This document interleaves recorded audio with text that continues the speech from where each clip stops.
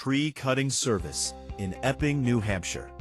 Trees can add value and shade to your property, but when branches grow too large, become damaged, or start hanging over your home, it may be time for professional tree cutting.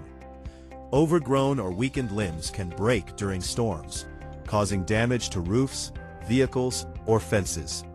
In some cases, a tree may need to be cut back to improve safety, sunlight, or overall yard space. Tree cutting should be handled carefully to protect nearby structures and landscaping.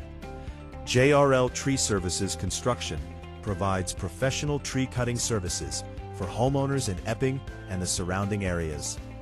Each project is approached with attention to safety and property protection. Trees and large branches are cut in a controlled manner, and the area is cleaned once the work is complete, so your yard is left neat and manageable.